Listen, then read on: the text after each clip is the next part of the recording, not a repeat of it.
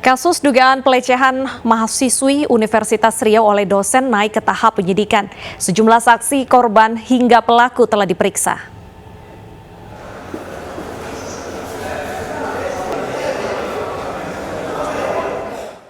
Kasus dugaan pelecehan seksual yang dialami mahasiswi berinisial L oleh Dekan Visip Universitas Riau naik ke tahap penyidikan. SH diperiksa tim penyidik Polda Riau selama 6 jam.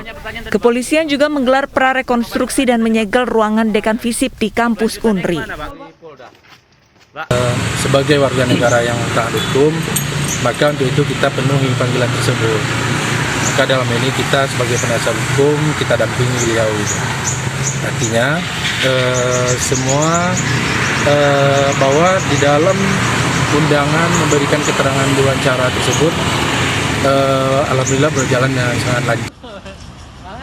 Sementara itu, Presiden Badan Eksekutif Mahasiswa Universitas Riau menolak atas kasus pelecehan seksual ini diselesaikan secara kekeluargaan.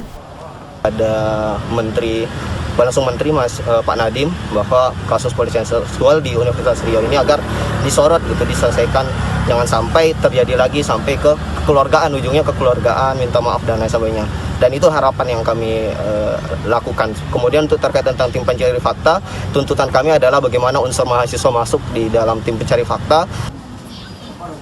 Kondisi korban L yang merupakan mahasiswi Visip Hubungan Internasional hingga kini belum stabil dan masih dalam pengawasan psikolog. Korban dilecehkan pelaku saat tengah menjalani bimbingan skripsi. Peraturan yang dikeluarkan oleh kementerian bahwa Tim Liputan, iNews melaporkan. Untuk mengetahui perkembangan terbaru terkait dengan kasus pelecehan seksual yang dialami oleh mahasiswi Universitas Riau, kita sudah terhubung dengan Kabid Humas Polda Riau, Kombes Pol Sunarto. Selamat siang, Pak Sunarto. Selamat siang, Mbak Deta. Baik, Pak Sunarto, siapa saja saksi yang diperiksa dan bagaimana hasil keterangan dari para saksi, Pak?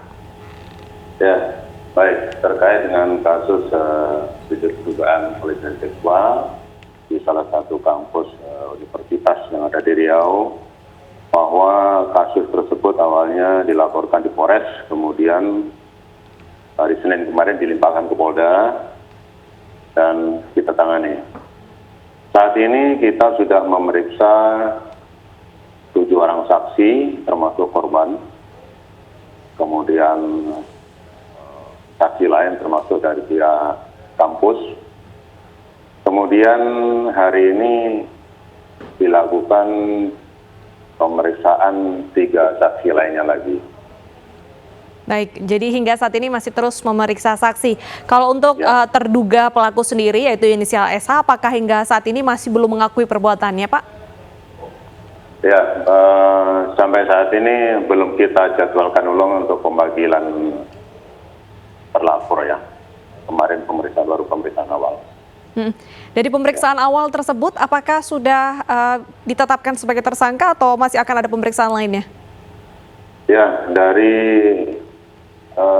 bukti permulaan yang dimiliki, kemudian dari pemeriksaan awal saksi-saksi, kemudian dilakukan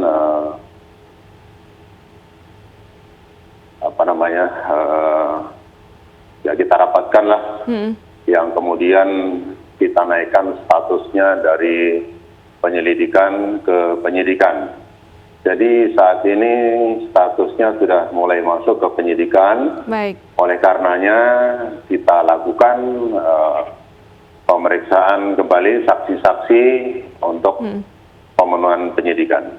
Baik. Pak Sunarto, korban sendiri mengaku dilecehkan saat menjalani bimbingan skripsi dan hanya berdua di antara mereka. Ini adakah bukti seperti CCTV yang bisa dijadikan alat untuk menetapkan tersangka, Pak?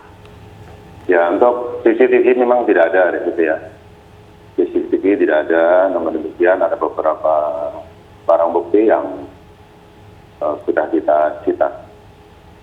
Apa saja, Pak, barang bukti yang sudah disita? Ya, diantaranya pakaian yang dipergunakan oleh korban saat itu, kemudian juga ada hasil koreksi dari pembimbing, dan ada lagi yang lainnya. Baik, terima kasih Pak Surnarto. Kami menunggu hasil dari penyidikan terbaru. Semoga kasus ini segera menemukan solusi. Terima kasih sudah bergabung di iNews Siang.